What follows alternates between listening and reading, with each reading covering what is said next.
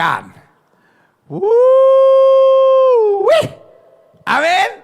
Wow, haleluya. Nah, saudara yang kasih dalam Tuhan, hari ini kita masih dalam pembahasan kita 33 hal yang dahsyat tentang salib. Wow, saudara yang kasih dalam Tuhan, bayangkan 33 minggu, every single Sunday we talk about the cross. Yang kita bahas bukan hanya berkat mujizat apapun, yang kita bahas salib. Karena saya percaya the cross is the heart of Christianity.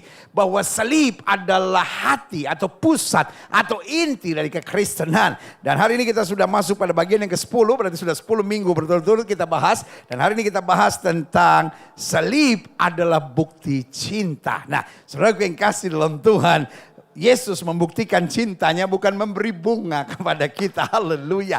Biasanya orang bilang, say it love with flower. Ya kan? Tapi saudara yang kasih dalam Tuhan, kalau nggak makan sudah jatuh flower. Ngana kote cuma kasih bunga, mentang-mentang ngana pe rumah dekat kuburan. Ungke. Aduh, ungke selalu datang pas Susi DP tonak tuh. Setiap kali kasih bunga baru Susi bilang, aduh ngana romantis sekali ungke iyo. Karena rupanya kita baru tahu ngana pe rumah sebelah kuburan. Karena minggu ini ungke tidak bawa bunga. Selidik kenapa? Karena ada yang mati hari itu. Turut berduka cita saudara. Nah, saudara yang kasih dalam Tuhan, orang dunia bilang say it love with flower. Katakan cinta dengan bunga. Tapi saudara yang kasih dalam Tuhan, Yesus mengatakan cinta with his blood. Dia menyatakan cinta kepada kita dengan membiarkan darahnya tertumpah dan melalui salib. Berarti when I see the cross, waktu saya memandang salib, saya bukan hanya melihat kayu yang kasar di sana. Saya bukan hanya melihat penderitaan di sana. Saya bukan hanya melihat siksaan di sana. Saya bukan hanya melihat ada seorang yang terluka dan dihancurkan serta dipermalukan di sana. Tapi waktu saya memandang salib, yang saya lihat, dia mencintai saya. Woo, haleluya. Yeah. Siapapun saudara, kepalkan tangan kanan saudara, sama-sama bilang sama saya dicintai Yesus.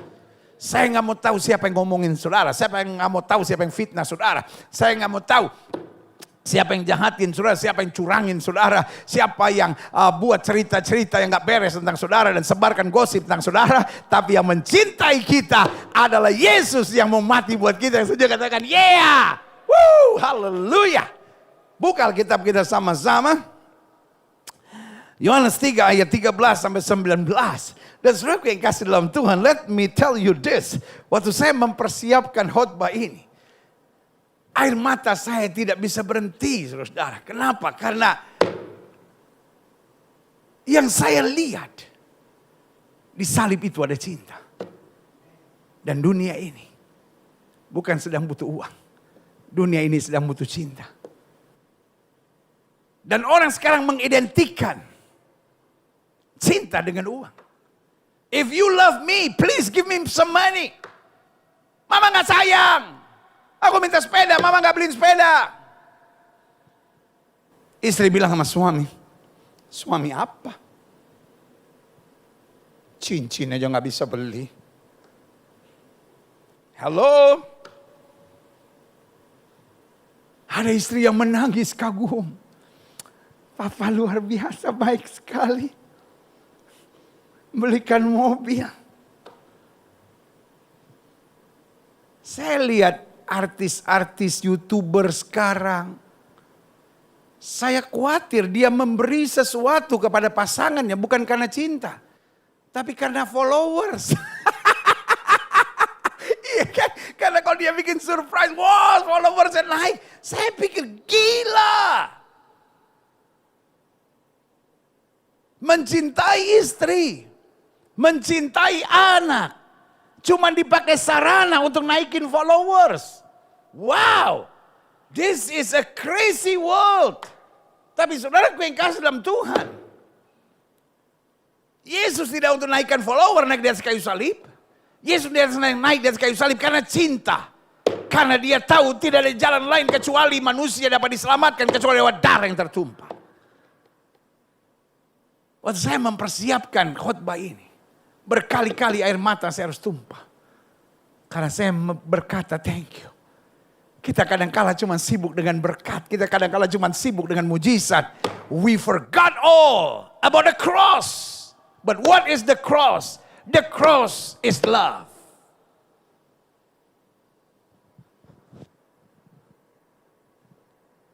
Lambang cinta bukan sarangyo.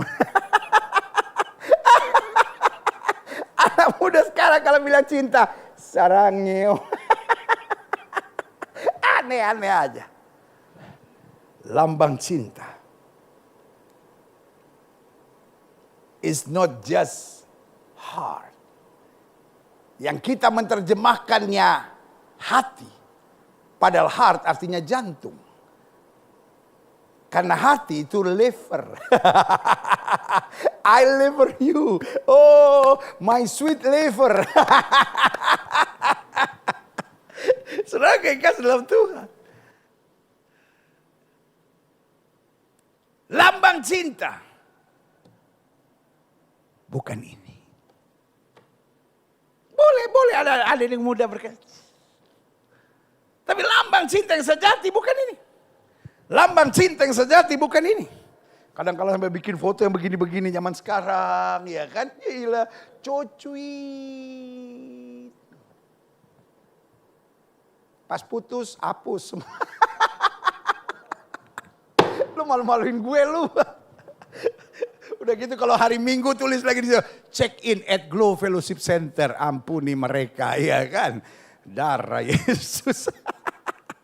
Ya kan? The symbol of love is not sarangyong. The symbol of love bukan hanya begini. Atau begini. But the symbol of love is the cross. Yang setuju sama saya katakan, yeah! Woo, haleluya. Nah, Yohanes 3:13-19 bilang begini. Tidak ada seorang pun yang telah naik ke sorga selain daripada Dia yang telah turun dari sorga, yaitu anak manusia. That's all because of His love. Kenapa Dia turun? Orang-orang sekarang saya lihat, kadang-kala sengaja setting bikin masalah. Makanya terkenal istilah, settingan nih. Kadang-kala berkelahi suami istri dibikin settingan. Sengaja ribut. Karena lagi ributnya ini pakai live. Saudara yang kasih dalam Tuhan. Makanya di vlog pribadi saya nggak pernah ada kayak model-model begitu. Live-live yang gak jelas gitu. Karena saudara yang kasih dalam Tuhan. Kita kan di bagian produksi kan. Kita ngerti betul saudara. Iya kan. Kita kan. La ilah saudara ya kan. Saya mulai ada di TV tahun berapa itu? Tahun 91 saudara. Jadi ini orang-orang belum pernah lihat kamera kok kita di TV saudara ya kan. Nah saudara yang kasih dalam Tuhan. Jadi saya mengerti produksi, ngerti betul. Makanya saya paling malas nonton yang dibuat kayak real. Padahal sebetulnya disutradarai gitu saudara. Tapi orang sekarang buat, why? I don't care, yang penting follower naik. Ya kan? Kalau perlu bikin prank, ujung-ujungnya bukan perang. Aduh, saudara kayak kasih dalam Tuhan, itu yang saya bilang, dunia benar kata Alkitab bilang, kasih sebagian orang makin menjadi tawar, makin menjadi dingin. Kenapa? Karena dunia makin aneh. Orang ribut sama bininya kok dia mau nonton. Iya kan? Dan senang. Iya kan? Orang mau surprise sama istrinya, udah biar dia sama istrinya aja, ngapain pakai ditayangin. Surprise ya surprise. Hello. Iya kan? Surprise pakai live. Itu bukan surprise. Itu namanya caper saudara. Cari perhatian saudara. Iya kan? Jadi hari ini gini. Yang saya mau share buat setiap saudara di sini. Yesus tinggalkan surga. Bukan untuk apapun. Orang sekarang berbuat apapun. Banyak yang dia pikirkan. Di end of the day tujuannya untuk keuntungan diri sendiri. But not Jesus. Dia naik ke surga. Karena dia berasal dari surga. Dan dia tinggalkan surga. Karena cintanya pada kita. Haleluya. Dan sama seperti Musa meninggikan ular di padang gurun. Demikian juga anak manusia harus ditinggikan. Bicara tentang apa? Ditinggikan. Melalui salib. Melalui jalan yang berat, jalan yang sukar. Tapi untuk keselamatan yang sempurna. Karena ular ditinggikan Musa. Supaya mereka yang dipatok oleh ular dapat disembuhkan. Supaya mereka yang terkena kutuk dapat menerima kelegaan. Dan Kristus diangkat di Golgota. Supaya kita yang terkutuk bebas dan mengalami berkat kemuliaan Tuhan. Yang saya katakan yeah. Supaya setiap orang yang percaya kepadanya beroleh hidup yang kekal. Makanya ayat 16 bilang, karena begitu besar kasih Allah akan dunia ini. Sehingga telah mengaruniakan anak yang tunggal. Supaya setiap orang yang percaya kepada tidak binasa. Melainkan beroleh hidup yang kekal. Ayat 17. Sebab Allah, wow haleluya, mengutus anaknya ke dalam dunia. Bukan untuk menghakimi dunia. Melainkan untuk apa? Menyelamatkan. Kenapa menyelamatkan? Because of love. Karena kasih. Ayat 18. Barang siapa percaya kepadanya tidak akan dihukum. Barang siapa tidak percaya. Bayangkan. Dia datang karena kasih. Masih juga tidak percaya. Masih juga ditolak. Ia telah berada di bawah hukuman. Sebab ia tidak percaya. Ia menolak kasih karunia. Kasih sempurna. Yang Kristus berikan melalui salib. Ia tidak percaya dalam nama anak tunggal Allah. Klik. Ayat 19. Dan inilah hukuman itu. Terang telah datang dalam dunia. Tapi manusia lebih menyukai kegelapan daripada terang. Sebab perbuatan-perbuatan mereka jahat. Tuhan menerangi kita dengan apa? Dengan kasih. Tapi kita menutup terang itu dengan apa? Kegelapan kita, dengan kejahatan kita. Nah, saya pelajari di sini. Klik. 1 Petrus 2 ayat 24 sampai 25. Ia sendiri tidak diwakilkan oleh siapapun. Ia sendiri, sama-sama bilang sama saya, Yesus sendiri. Sama-sama bilang sama saya, Yesus sendiri. Amin.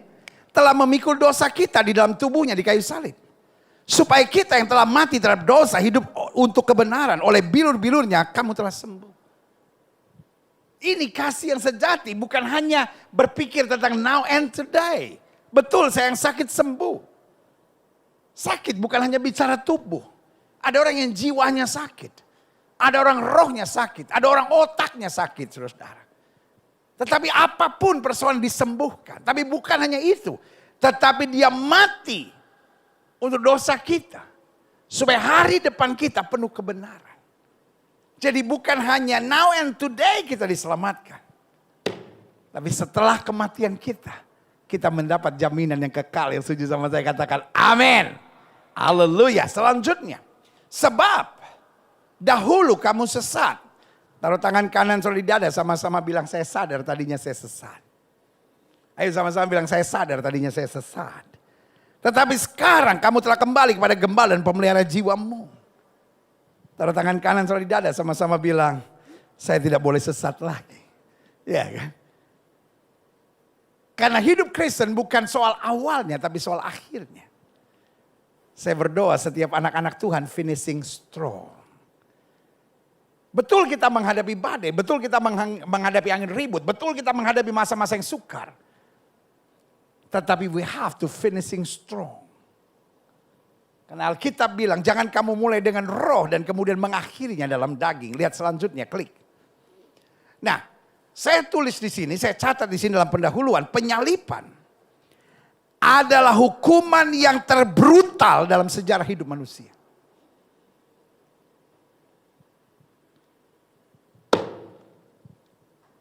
Penyalipan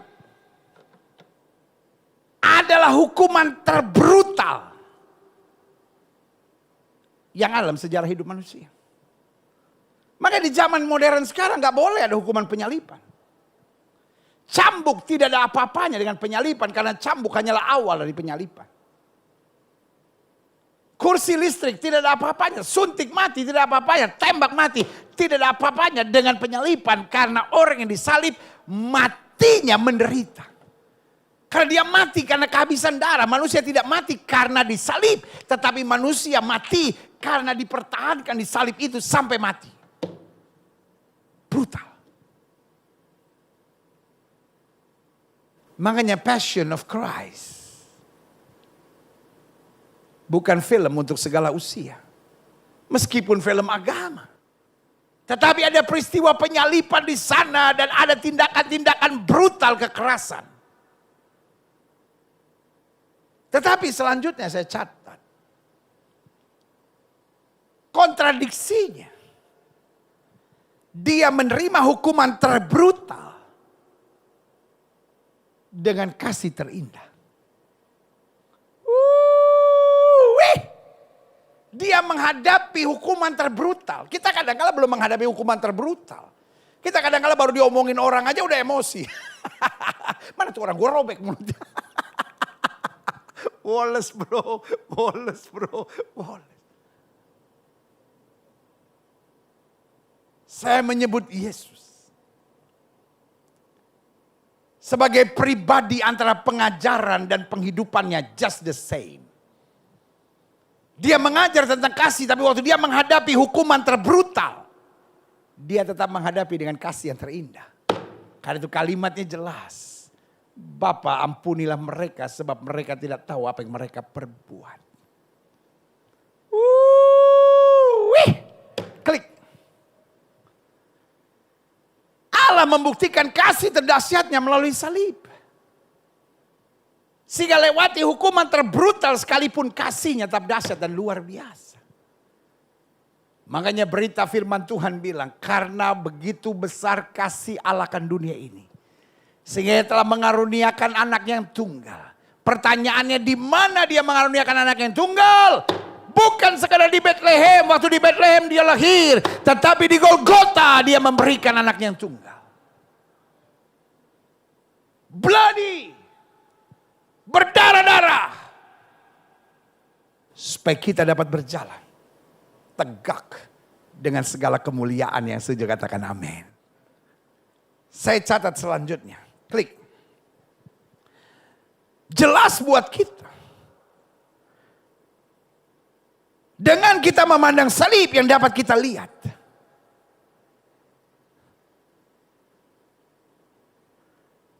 Adalah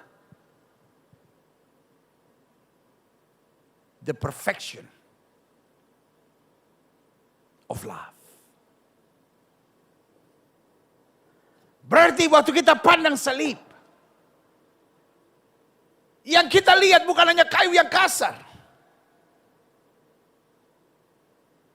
Makanya Paulus bilang, kalau aku mau bermegah, aku bermegah dalam salib. Kenapa? Di salib itu ada kasih terindah. Ada kasih terdahsyat. Dan ada kasih yang sempurna. Di balik salib. Sama-sama bilang, di balik salib. Ada kasih yang sempurna. Waktu kita memandang salib. Yang kita lihat. Kasih. Berarti setiap kali kita memandang salib, kita tahu saya dikasih. Dan karena saya dikasih, saya tidak perlu takut. Karena saya dikasih, saya maju. Karena saya dikasih, saya hadapi tantangan. Karena saya dikasih, saya cakap menang segala perkara dalam Yesus yang memberi kekuatan kepadaku. Berikan tepuk tangan yang meriah buat Tuhan. Haleluya. Jelas dengan memandang salib yang dapat kita lihat adalah kesempurnaan kasih. Satu, kasih yang membuat kita merasa berharga dan berarti. Mamakmu, bukan mama, mamakmu. Kalau baik dia mamamu. Kalau cerewet dia mamakmu. Bu, jangan jadi mama bu, ya kan? Jadi mama boleh, tapi jangan jadi mama. Mamamu boleh saja tidak menghargai engkau. Istrimu boleh saja tidak menghargai engkau. Suamimu boleh saja sampai orang sekarang bilang, suami saya memperlakukan saya seperti keset gitu pendeta. Tapi kita bukan orang-orang cengeng. Orang Belanda bilang kita bukan orang-orang kleinzielig. Kita bukan orang-orang yang self pity, menangisi masalah kita sendiri. Tapi setiap kali saya disakiti, setiap kali saya dilukai, setiap kali saya dicurangi, saya hanya memandang salib dan saya berkata, Tuhan terima kasih. Saya hidup berarti dan berharga, yang setuju katakan yeah. Orang-orang yang mengerti salib tidak pernah bisa ditaklukkan dan tidak bisa ditundukkan karena dia hidup asik. Dia tahu dia berharga, dia tahu dia berarti. Yang kedua, kasih yang membuat kita tidak takut. Loh, kalau saya tahu Yesus sudah mati buat saya, apalagi yang harus saya takutkan? Dia beserta saya akan membawa saya dari kemenangan lepas pada kemenangan masuk dalam kemuliaan yang kekal. Salib adalah kasih. Kasih yang membuat saya merasa berharga dan berarti. Karena saya tahu dia mati buat saya di tengah kekurangan, kelemahan, dan ketidakberdayaan saya. Yang kedua, kasih yang membuat saya tidak takut. Karena kalau mati buat saya saja dia mau, pasti pada saat yang bersamaan dia juga turun tangan untuk mengerjakan yang terbaik buat saya. Yang ketiga, kesempurnaan kasih yang membuat kita memiliki rasa percaya diri yang berdasar pada iman. Saya dikasih Yesus. Sorry untuk bilang ini. Kenapa ada banyak orang lari dengan narkoba? Kenapa banyak orang akhirnya jadi lesbian, jadi homoseks? Karena gak punya percaya diri. Gak punya identitas hidup yang jelas. Laki pengen jadi perempuan, perempuan pengen jadi laki. Sehingga gak jelas kehidupannya. Iya kan? Tapi saudara yang kasih dalam Tuhan. Ketika saya tahu saya dikasih, saya punya rasa percaya diri. Rasa percaya diri bukan karena saya hebat, saya mampu, saya kuat. Tapi rasa percaya diri karena saya tahu Tuhan menyertai saya. Tuhan tidak pernah meninggalkan saya. Makanya saudara Abednego bilang kalau Tuhan yang kami sembah sanggup tolong, dia tolong. Tapi perlu Tuanku Raja ketahui kalau Tuhan yang kami sembah tidak sanggup tolong untuk menyembah dewa Tuanku Raja, kami tidak mau. Petrus setelah mengalami kuasa salib, dia masuk gerbang indah di bait Allah. Tiba-tiba dia lihat orang lumpuh. Orang lumpuh yang meminta sedekah. Petrus dan Yohanes bilang, silver and gold have I none. Emas dan perak tidak ada padaku, tapi apa yang kupunyai kuberikan kepadamu. Demi nama Yesus orang Nazaret, bangun dan berjalanlah. Saudaraku, dia bangkit. Punya rasa percaya diri. Ingatkah saudara cerita tentang seorang datang kepada Yesus dan berkata, Guru, anakku kerasukan setan. Sehingga dia bisu dan tuli. Aku sudah membawa kepada murid-muridmu tapi mereka tidak dapat. Petrus yang sama yang tadinya tidak bisa mengerjakan mujizat. Petrus yang sama lewat kuasa salib punya rasa percaya diri. Bukan karena kemampuan. Tapi rasa percaya diri karena iman kepada Tuhan lewat salib.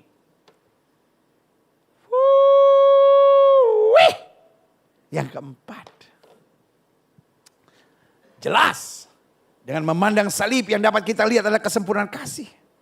Kasih yang membuat hidup kita tentram dan teduh. Orang sekarang dilihatin sedikit.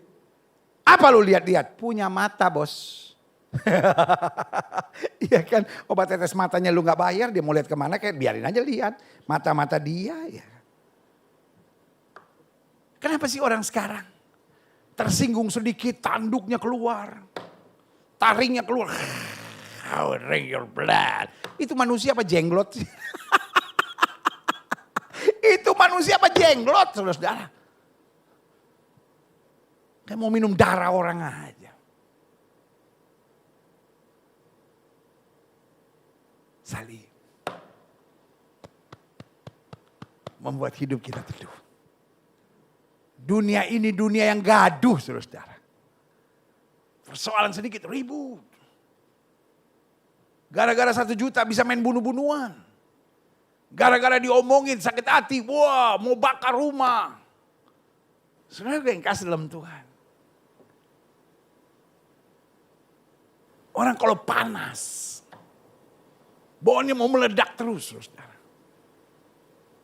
Hari ini kita akan terima tubuh dan darah Kristus. Dan waktu kita pandang salib, doa saya, jemaat Tuhan sekalian, baik jemaat Gereja Bethel Indonesia Globe Fellowship Center maupun jemaat Tuhan dari berbagai denominasi gereja yang bersama dalam ibadah yang luar biasa ini. Doa saya buat setiap saudara. Apalagi setelah kita nanti terima perjamuan kudus, pastikan kita jadi orang-orang yang teduh.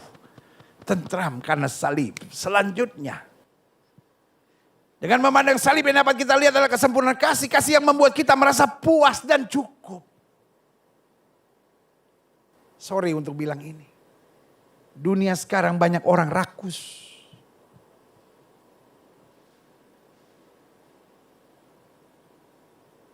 Saudara pernah ke taman safari gak lihat monyet?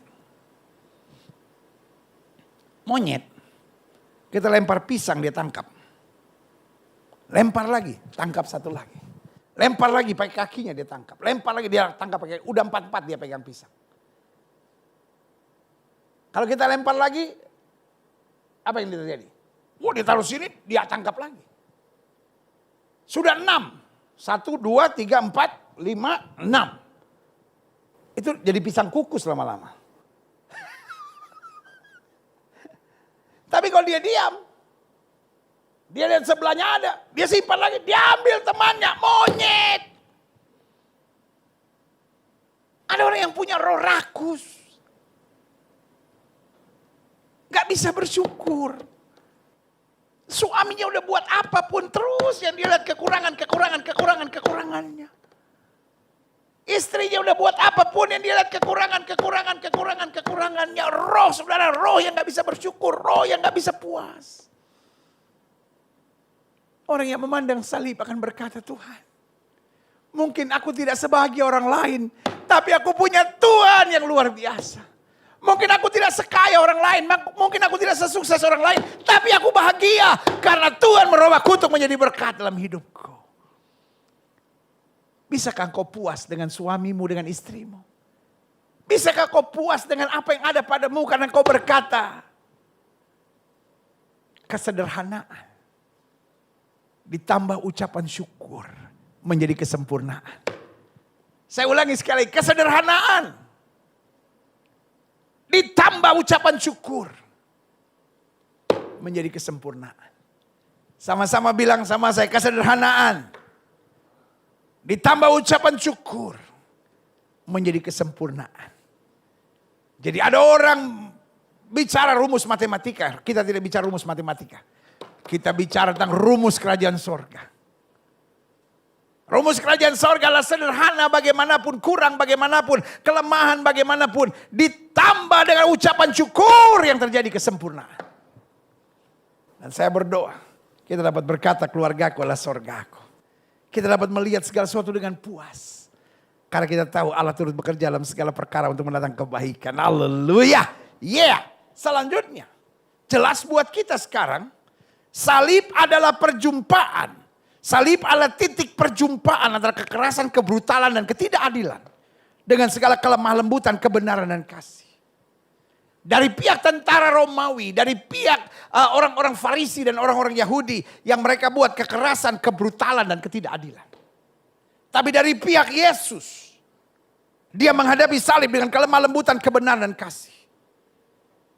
Berarti when I see the cross of Christ, waktu saya memandang salib, saya melihat salib sebagai titik perjumpaan antara kekerasan, kebrutalan, dan ketidakadilan dari pihak manusia. Dengan kelemah lembutan, kebenaran, dan kasih dari pihak Kristus.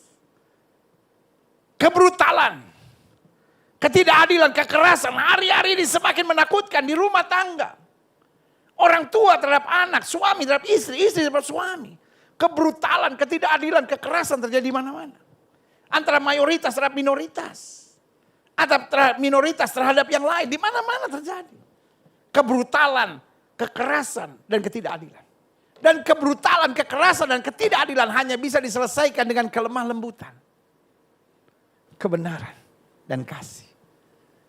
Karena kebrutalan yang dilawan dengan kebrutalan ujung-ujungnya hanya darah. Ketidakadilan yang dilawan ketidakadilan ujung-ujungnya hanya darah. Kekerasan dilawan dengan kekerasan ujung-ujungnya hanya darah. Tapi kebrutalan, kekerasan, ketidakadilan dijadikan satu. Dilawan dengan kelemah lembutan, kebenaran, kasih. Diselesaikan dengan anugerah Tuhan. Berikan tepuk tangan yang meriah buat Tuhan. Haleluya. Jadi, saya lihat beberapa pelajaran dahsyat. Yang pertama, dengan menyadari makna salib, kita mampu berserah menerima yang tidak dapat kita terima.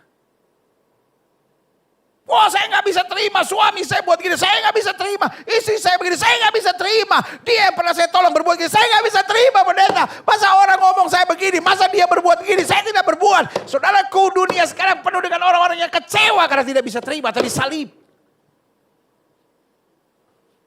membuat kita mampu berserah. Ya udah. Kalaupun saya harus terima yang tidak patut saya terima. Saya tahu Tuhan merubah ratapan saya menjadi tari-tarian. Haleluya. Saudaraku. Yusuf siap menerima apa yang tidak harus dia terima. Dia dibuang ke dalam penjara dengan tuduhan seorang pemerkosa. Daniel bisa menerima apa yang tidak harus dia terima. Sadar Mesabet ini kok bisa menerima apa yang tidak harus dia terima. Itu yang saya bilang. Orang-orang yang memandang salib akan tegar. Karena dia menjadi orang yang berserah dan percaya penuh pada kemuliaan Tuhan. Yang kedua, dengan menyadari makna salib, kita mampu bersemangat tuh hal-hal yang belum kita lihat. Mungkin yang sekarang kita lihat masalah rumah tangga masih belum selesai. Mungkin yang kita lihat kondisi ekonomi kita goyang. Mungkin yang kita lihat kita di PHK. Mungkin yang kita lihat kita difitnah. Mungkin yang kita lihat badai. Mungkin yang kita lihat kesusahan. Mungkin yang kita lihat persoalan. Mungkin yang kita lihat fitnah. Mungkin yang kita lihat hal-hal yang menyakitkan. Tapi Tuhan memberikan kita semangat. Karena dia yang disalib. Yang berkata sudah selesai. Dia juga yang berkata aku menyertai engkau sampai kesudahan alam. Dan karena Tuhan menyertai kita. Kita dapat berkata aku lebih daripada orang-orang yang menang karena Yesus yang mengasihi kita. Makanya selalu saya bilang. Orang-orang yang menyadari kuasa salib hidupnya akan tetap bersemangat. Haleluya. Yang ketiga. Pelajaran apa yang kita dapat. Dengan menyadari makna salib. Kita mampu meninggalkan hal-hal yang awalnya sangat membelenggu dan mengikat kita. Kenapa orang susah meninggalkan perzinahan? Kenapa orang susah meninggalkan pornografi? Kenapa orang susah meninggalkan rokok? Kenapa orang susah meninggalkan narkoba? Kenapa orang susah meninggalkan kebiasaan melakukan hubungan seks sebelum nikah? Kenapa orang susah meninggalkan kebiasaan onani, masturbasi? Kenapa orang susah meninggalkan kebiasaan untuk pacaran sama suami orang, pacaran sama istri orang, meninggalkan kebiasaan berselingkuh, meninggalkan hal-hal yang dia tahu tidak betul. Dia ngerti bahwa hidup sebagai seorang lesbian, hidup sebagai seorang homoseks bukan ini yang Tuhan sebetulnya tetapkan dalam hidupnya, tapi dia nggak tahu bagaimana keluar. Saudaraku yang kasih dalam Tuhan, they need cross. Mereka membutuhkan salib. Karena menyadari makna salib, kita diberi kekuatan, kita diberikan kemampuan, kita diberikan keberanian, kita diberikan ketahanan untuk meninggalkan hal-hal yang tadinya sulit untuk kita tinggalkan. Paulus bilang, aku melupakan apa yang ada di belakangku dan mengarahkan diri kepada apa yang di hadapanku dan menganggapnya sebagai sampah. Karena pengenalan akan Yesus Kristus yang sudah disalibkan itu jauh lebih mulia dari segalanya. Yeah! Woo! Kau sudah menatap saya dan berkata, pendeta kenapa ya? I'm a Christian. Saya orang Kristen. I love Jesus so much. Semua orang menghakimi saya sebagai Kristen yang gak benar. Tapi sebetulnya I really love Jesus. Tapi ada hal-hal yang susah saya tinggalkan dalam hidup saya. Saya pengen. Tapi seperti belenggunya begitu kuat. Let me tell you this. I'm afraid. You are not really connected with the cross. Engkau hanya sibuk menggali Alkitab cari janji berkat. Engkau lupa memandang pengorbanan Kristus. Hari ini kau akan terima perjamuan suci. Saya berdoa.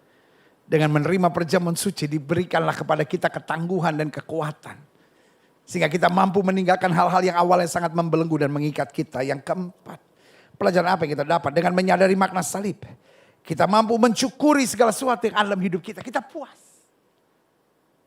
Iya kan? Mungkin kita tinggal di rumah kontrakan tapi hidup kita penuh sukacita. Kita puas. Karena kita bisa mensyukuri. Ayub kehilangan segala-galanya, dia bisa mensyukuri Tuhan yang memberi. Tuhan yang mengambil. Terpujilah nama Tuhan. Folks, salib itu cukup. Salib itu cukup. Salib itu cukup. Salib membuat kita selalu bisa bersyukur dalam segala situasi. Yeah, sebagai penutupnya. Saya pelajari. Karena salib adalah bukti cinta. Saya undang pemain musik maju ke depan. Karena salib adalah bukti cinta dan juga para pemuji. Saya pelajari di sini. Klik. Jangan melepaskan salib. Sekali Yesus, tetap Yesus. Kadangkala demi salib, kita bisa kehilangan pasangan teman hidup. Kadangkala karena salib kita bisa kehilangan kedudukan dan jabatan. Tapi jangan melepaskan salib. Karena melepaskan salib pasti adalah kerugian. Dan saudara mungkin beribadah saat ini dan saudara berkata, I used to be a Christian. Saya tadinya orang Kristen. Saya meninggalkan Tuhan. Now I know. Sekarang saya tahu. I'm regret. Saya menyesal. Tangan itu masih terbuka. Engkau mungkin sudah meninggalkan dia, tapi dia tidak pernah meninggalkan engkau. Engkau mungkin sudah melupakan dia, tapi dia tidak pernah melupakan engkau. Dia menatapmu hari ini dan berkata, anakku, balik. I embrace you with my love. Aku memeluk engkau dengan kasihmu. Jangan melepaskan salib. Adik-adik muda apapun harganya, jangan melepaskan salib. Saya ngerti kadang-kala kehidupan Kristen membingungkan. Saya ngerti kadang-kala orang Kristen menyakitkan. Tetapi salib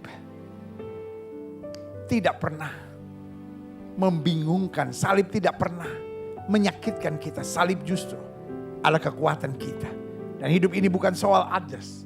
Hidup ini soal the cross. Selanjutnya, kalau salib adalah bukti cinta, jangan malu memberitakan salib. Dimanapun kita ada, kita memberitakan kasih Tuhan. Kita mentuntaskan amanat agung, pergi. Jadikan sekalian bangsa muridku, beritakan Injil. Karena saudaraku yang kasih dalam Tuhan, dunia sedang membutuhkan kasih, dunia sedang membutuhkan jawaban, dunia sedang membutuhkan solusi. Dan semuanya ada di salib Kristus. Yang ketiga, jangan melepaskan salib. Jangan malu memberitakan salib.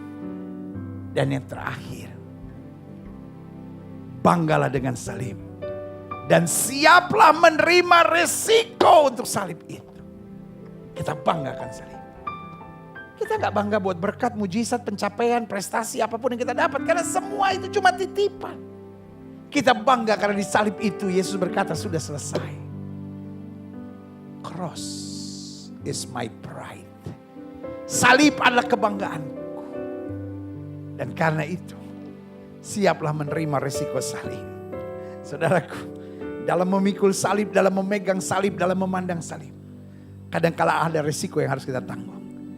Tetapi Paulus menyebutnya penderitaan ringan sekarang ini tidak ada artinya dibanding kemuliaan yang akan kita terima. Yang setuju katakan amin. Haleluya. Saudaraku yang kasih dalam Tuhan, setiap mata